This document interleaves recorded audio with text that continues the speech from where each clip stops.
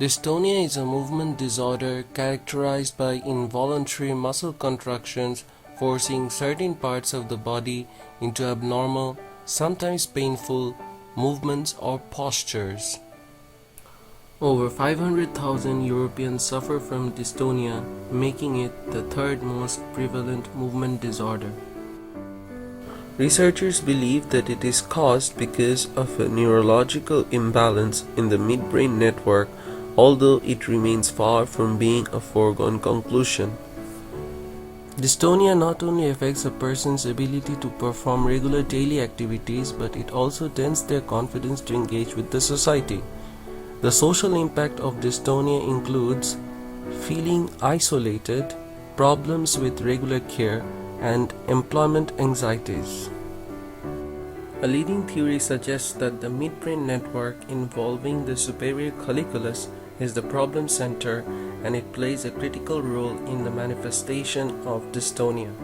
Recently, a behavioral temporal discrimination threshold task, which involves detecting the shortest time interval at which two visual punctate stimuli are asynchronous, has been carried out to investigate dystonia. The punctate nature of the stimuli is thought to engage the superior colliculus, and fMRI studies confirm this theory. Interestingly, 90% of the dystonic patients and 50% of the first-degree unaffected relatives failed to discriminate asynchrony detected by healthy participants. This interesting finding is what brought my research into action. Hi there, I'm Ridwan. I'm doing my master's in bioengineering with a specialization in neural engineering at Trinity College, Dublin. My research involves probing deeper into the underlying problem of the superior colliculus, the problem center, by designing experiments that would engage this problem center.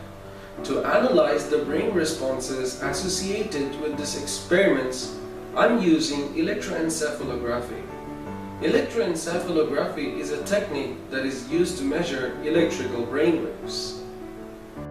The two experiments I have designed involves the visual synchrony experiment, where the stimuli emulates the punctate nature of the flashes of light in the temporal discrimination threshold task, and the looming experiment, where the stimuli emulates a more naturally occurring and primitive situation like an approaching car, which we are almost certain to face every day and make decisions to avoid collision.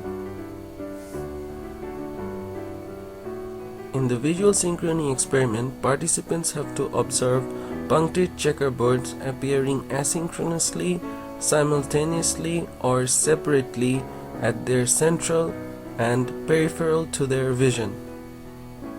The brainwaves are analyzed to measure the reliability of information among the synchronous and asynchronous events.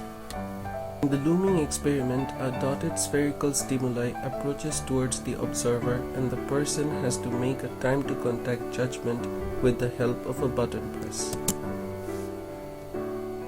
The looming experiment will provide us with answers as to how our brain makes decisions with and without sensory evidence. The decision-making processing of the brain is analyzed by measuring slope potential and their changes as the evidence gets progressively less. Hence, my research will lay the platform for future investigations of dystonia, whereby we can probe further into the neurological problem of the disorder. This will eventually lead us to identify quantitative biomarkers for early detection of this disorder, and this will improve the treatment of the disorder and also the quality of life of the dystonic patients.